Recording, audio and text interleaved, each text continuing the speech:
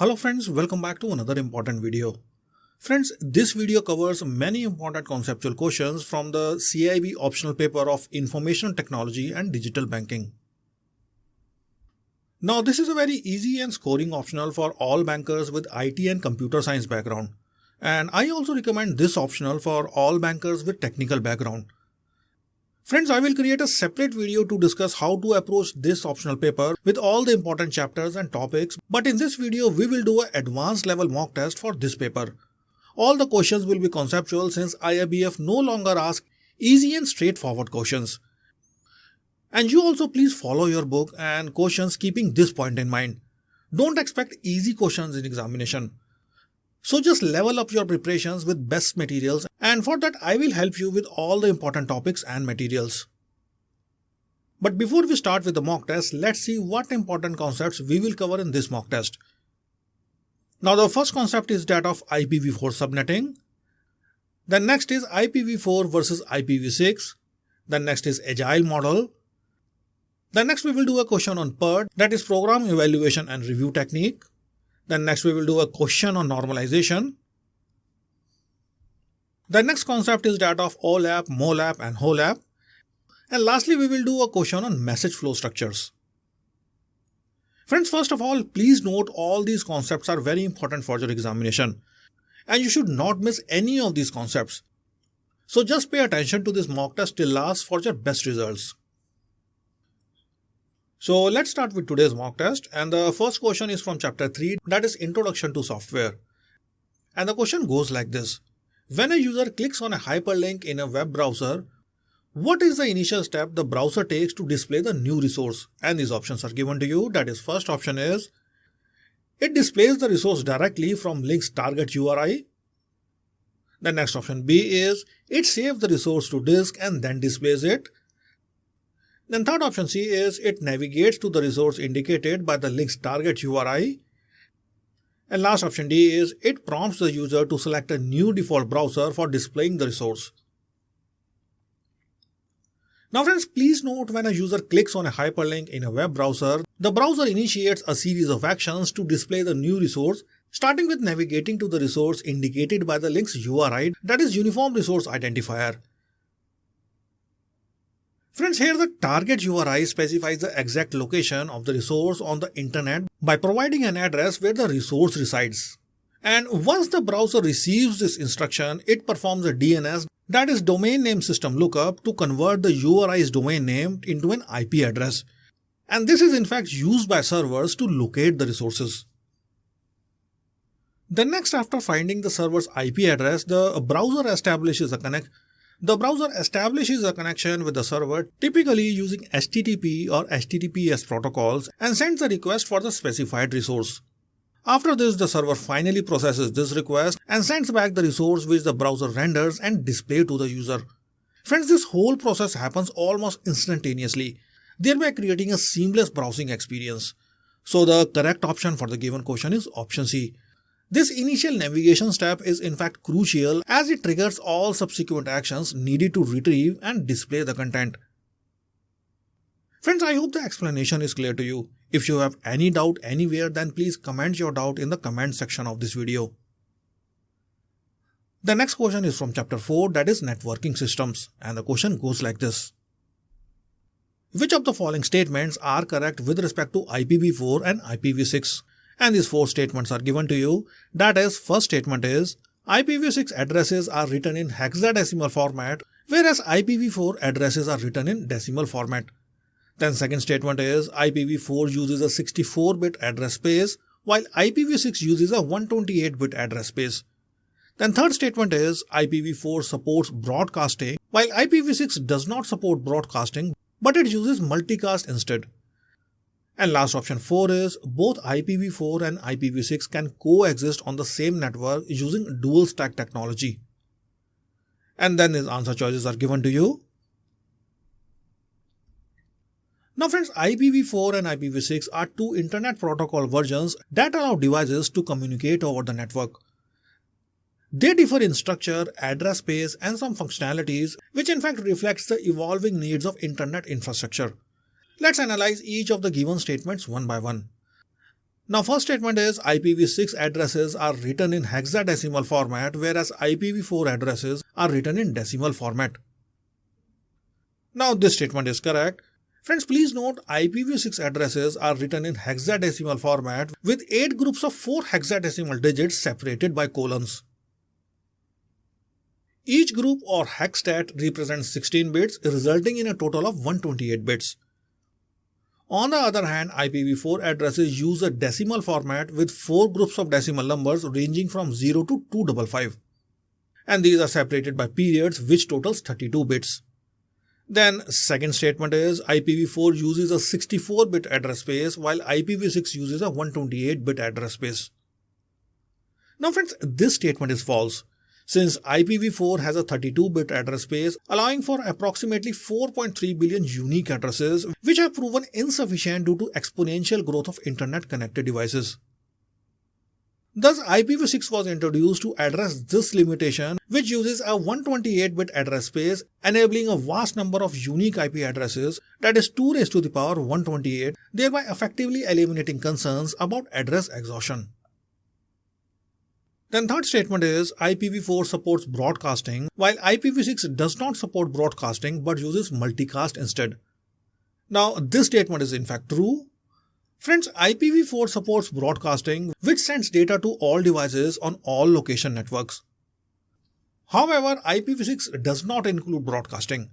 Instead, it uses multicast and anycast addressing to direct data to specific groups of devices, thereby improving network efficiency and security. Lastly, fourth statement says both IPv4 and IPv6 can coexist on the same network using dual stack technology. And this statement is also correct. Friends, both of these protocols can coexist on same network through dual stack technology. This configuration allows devices to process both IPv4 and IPv6 traffic simultaneously, and thereby facilitating a smoother transition from IPv4 to IPv6 without disrupting existing network infrastructure. So friends, I hope the explanation is clear to you. Now I will again repeat, IPv4 and IPv6 are very important topics, so please master these concepts before your examination.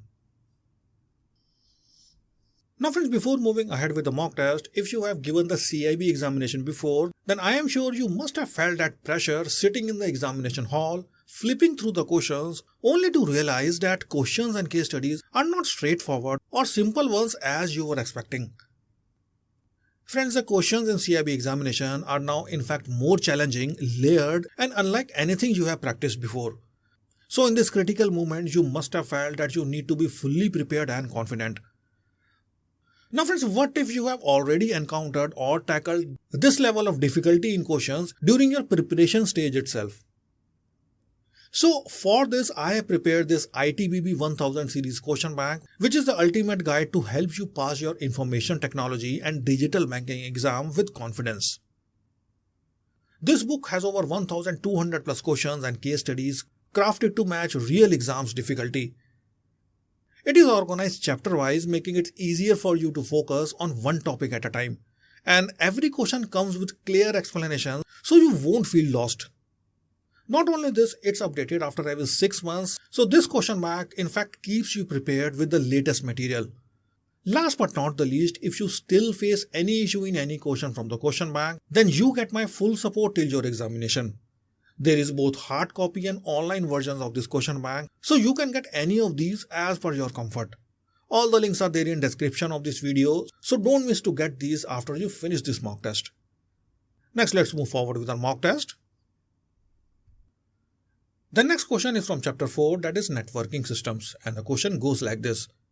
In case of IPv4 subnetting, default subnet mask for class C is, and these options are given to you.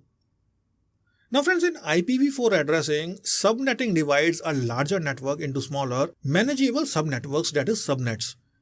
So please note, each IP address class has a default subnet mask that dictates the structure of its network and host portions.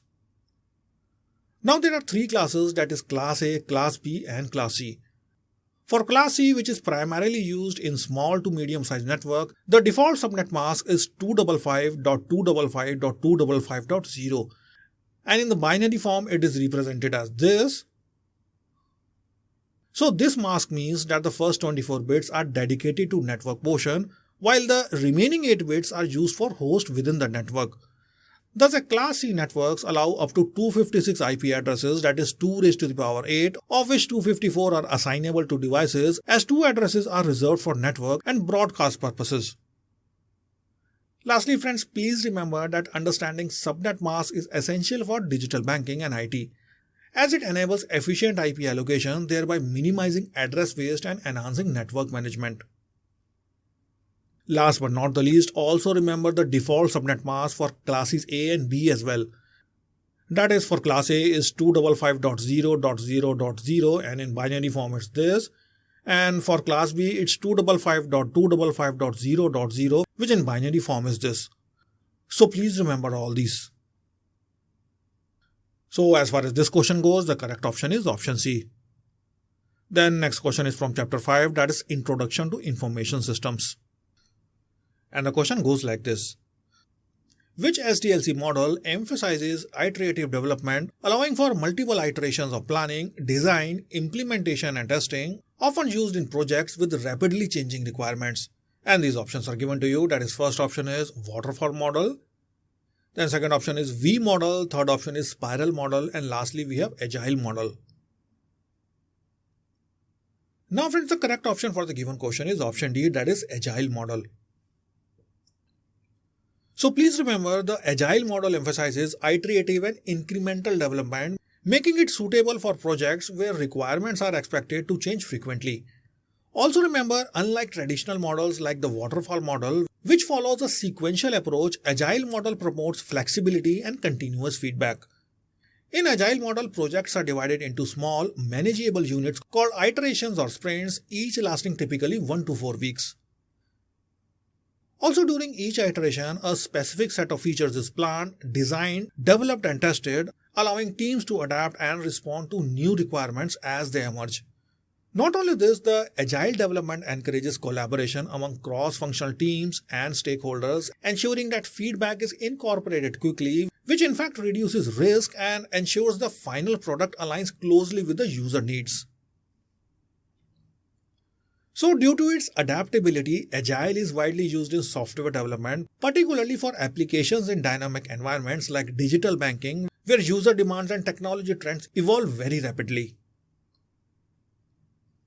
Now, before moving ahead, don't forget to subscribe this channel, since this is the only channel that provides quality content.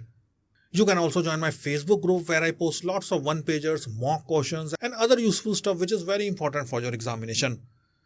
Not only this, you can also join Telegram channel and connect me on my LinkedIn profile as well. All the links are there in description of this video, so do join after you finish this mock test. The next question is from chapter 5, that is Introduction to Information Systems. And the question is, in a PERT, that is Program Evaluation and Review Technique chart, what does the critical path represent? And these options are given to you. That is, first option is the path with the shortest duration to complete the project. Then second option B is the path with the most tasks. Then third option C is the longest path through the network that determines the project's minimum completion time. And last option D is the part that can be delayed without affecting the project's completion date. Now friends, in a PERT chart, the critical path basically represents the sequence of tasks that determines the minimum time required to complete a project.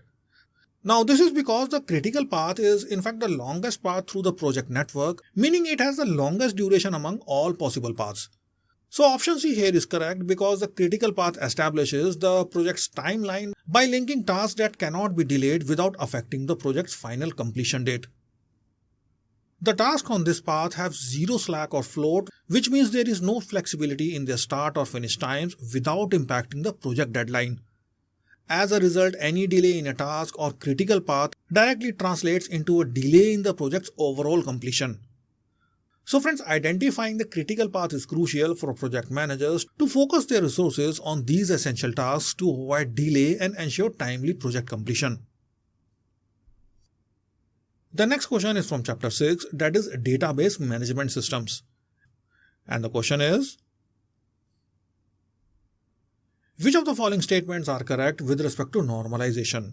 And these 4 statements are given to you. That is, first statement is, A table in second normal form must first satisfy the requirement of first normal form and have no partial dependency. Then second statement is a candidate key is a field that is always a part of the primary key. Then third statement is BCNF is less strict than third normal form. And last statement, fourth, is fourth normal form addresses both multi-valued dependencies and transitive dependencies. And these options are given to you. Now friends, this is a very important question. So let's analyze each of these statements one by one. Now first statement is a table in second normal form must first satisfy the requirements of first normal form and have no partial dependency. Now this is the correct statement. Friends, please note, for a table to be in second normal form, it must first meet the criteria of first normal form, which means it should have no repeating groups or arrays with each field containing atomic values. Additionally, second normal form requires that there is no partial dependencies. Now, this means that if a table has a composite primary key, all non-prime attributes, that is attributes not part of the primary key, must depend on the whole primary key and not just part of it. Friends, this actually eliminates redundancy related to the partial dependencies. Friends, I hope the explanation is clear to you. If not, then please re-listen to the explanation.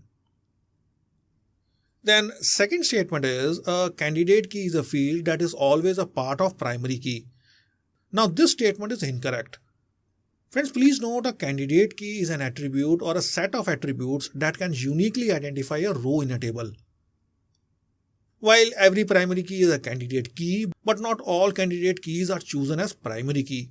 So please remember this very important fact. Friends, a table can have multiple candidate keys, but only one is designated as a primary key. Therefore, the statement is false because candidate keys are potential primary keys but not components of them. Then third statement is BCNF is less strict than third normal form. Now this is also a false statement. Friends, Boyce-Codd normal form, that is BCNF, is actually more restrictive than third normal form. While third normal form removes transitive dependencies, BCNF in fact strengthens this rule by requiring that for any functional dependency, that is A to B, A must be a super key. Now this means BCNF eliminates certain types of redundancy that might still exist in third normal form. Friends, I hope this reasoning is clear to you.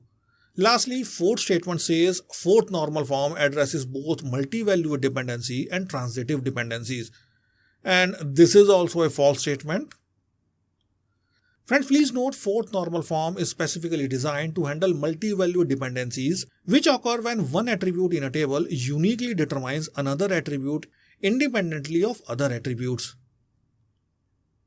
Now, fourth normal form does not directly address transitive dependencies, which are in fact managed in third normal form, and this ensures that non-key attributes are only dependent on candidate keys, thereby avoiding indirect dependencies.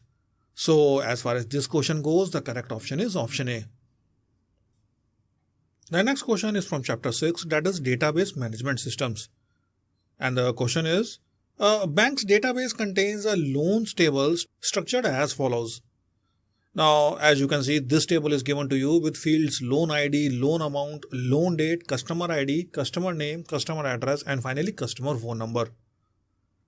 Now, to improve database normalization, it is suggested to split this table.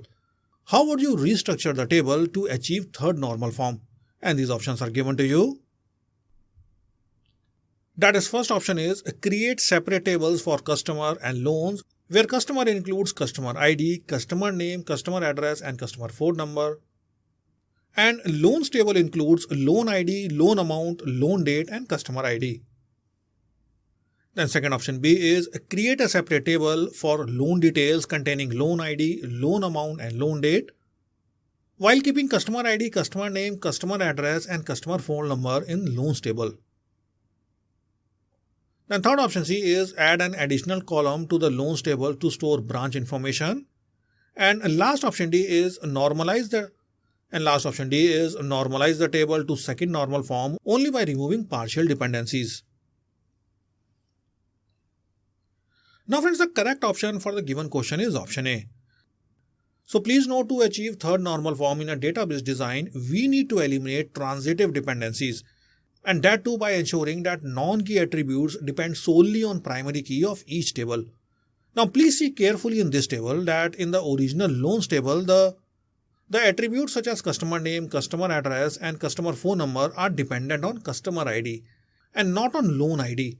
This in fact violates third normal form since information about the customer should be managed independently of the loan data. So the best approach is to split the original table into two tables, that is customer table and loans table. The customer table would contain attributes related solely to customer information including customer ID, customer name, customer address and customer phone number. On the other hand, the loans table would focus on loan specific data containing loan ID, loan amount, loan data and a foreign key that is customer ID to link back to the customer table. Now this structure ensures that each non-key attribute is only dependent on the primary key of each respective table and thereby we achieve third normal form here. Friends, please note this separation also enhances data consistency and reduces redundancy, thereby making the database easier to maintain and more efficient in query processing. So as far as this question goes, the correct option is option A. The next question is from chapter 7, that is data warehousing and data mining. And the question goes like this. An organization uses OLAP, that is online analytical processing, to analyze sales data across different regions, products and time periods. The sales manager wants to view the total sales of each product over the last 3 years, but only for regions where the total sales exceeds rupees 1 crores. Which combination of OLAP operations should the manager perform to obtain this data? And these options are given to you. That is, first option is slice and drill down. Then second option B is dice and roll up. Then third option C is slice, roll up and filter. And last option D is drill down and pivot. Now friends, in the given scenario, the sales manager needs to perform specific OLAP operations to retrieve relevant sales data for the analysis. Now the correct answer for the given question is option C, that is slice, roll up and filter. Because each of these OLAP operations plays a crucial role in narrowing down the data to meet the criteria specified. Now first operation is slice. Now this operation allows the manager to focus on specific data within a chosen time frame.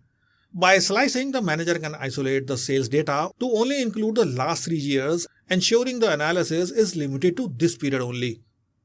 Then next is roll-up operation. Friends, after isolating the time frame, the roll-up operation aggregates the sales data, which is essential here to summarize the total sales at high level, specifically by product category. Next friends, roll-up operation also consolidates the detailed data into a more generalized form that provides an overview of sales performance by category. Finally, we have filter operation. Friends, lastly, applying a filter operation enables the manager to include only those regions where total sales exceed rupees 1 crores. This step removes irrelevant data, ensuring the results align with manager's criteria and allows for more targeted insights. So friends, by combining all these three operations, the manager can efficiently narrow down and organize the data for effective analysis, focusing on high-performing regions within the selected product categories. The next question is from chapter 7, that is data warehousing and data mining. And the question is, in an OLAP system, the concept of sparsity refers to the presence of many empty cells within the data cube. To optimize storage and improve query performance, which OLAP model is best suited to handle sparsity and why? And these options are given to you. That is, first option is ROLAP, because it uses relational database to store data and can efficiently manage sparse data using indexing techniques. Then second option B is MOLAP, because it pre-aggregates data into dense arrays, including the impact of sparsity. Then third option C is HOLAP, because it leverages both ROLAP and MOLAP techniques to balance storage efficiently and query performance. And last option D is MOLAP, because it stores all possible data combination, ensuring no sparsity in the data cube. Now friends, in OLAP, that is online analytical processing systems, sparsity refers to the existence of numerous empty cells within a data cube. Now these occurs when certain combinations of dimensions do not have corresponding data entries. Now this often leads to inefficiencies in storage and query processing, as storing empty cells can consume unnecessary space and slow down the performance. So among the different OLAP models, that is ROLAP, Modal and HOLAP, HOLAP, that is hybrid OLAP model, is most suitable model for managing sparsity effectively. HOLAP combines the strength of both ROLAP, that is relational OLAP, and MOLAP, that is multidimensional OLAP approaches. Please remember, ROLAP is efficient with sparse data because it uses relational databases that leverage indexing and other techniques to avoid storing empty cells directly. On the other hand, MOLAP pre-aggregates data into dense arrays for faster query responses but may struggle with sparsity as it often stores data in the way that does not handle empty cells optimally. So by integrating both ROLAP and MOLAP techniques, HOLAP provides a balance, storing high-density data in MOLAP format for quick retrieval, while managing sparse data in ROLAP structures which are better suited for such scenarios. Friends, this dual capability allows HOLAP to optimize storage, avoid excess space consumption for sparse data, and enhance query performance, making it ideal choice for handling sparsity in OLAP systems. Thus, the correct option for the given question is option C. Friends, finally we have reached the last question of our mock test, and this question is also very important, and this is from chapter 10, that is electronic clearing and system settlements. And the question goes like this. Which structure used by RTGS systems involves the full payment message being passed to the central bank and only sent to the receiving bank after settlement? And these options are given to you, that is Y-shaped structure, then second option B is V-shaped, then third is L-shaped, and lastly you have H-shaped structure. So friends, let's understand each of these message structures one by one to answer the question correctly. Now, as you can see in this image, here the sender sends full message to the central bank where settlement is completed, and the central bank sends the full message again to the receiver bank. The next, in Y-shape, the sender bank sends full message to the central counterparty. Now you can assume this as a clearing system as well, and then only a required information for the settlement is extracted and sent to the central bank. Finally, after receiving the information from the central bank, once again full message is sent to the receiving bank. The next, in L-shape, the central bank sends the full message, but the gateway system of the central bank holds this message and only a relevant information is sent to the central bank for the settlement, and upon receiving this confirmation only, the gateway releases the full message to the receiver bank. And lastly, in T-shape, the central bank sends the full message to the receiver bank directly, but in parallel, a copy of the same message is sent to the central bank for the settlement. Then the central bank sends the message confirmation to the receiver bank. So friends, with this I hope you can answer the correct option, which is option B, that is V-shaped. Friends, with this I wind up this mock test. I hope you found the mock test beneficial, and if you found this mock test beneficial, then please like this video and also share this video. Also, don't miss to get your information technology and digital banking question bank, that is 1000 series question bank, from the links given in description of this video. So thank you, and I will meet you again in another video.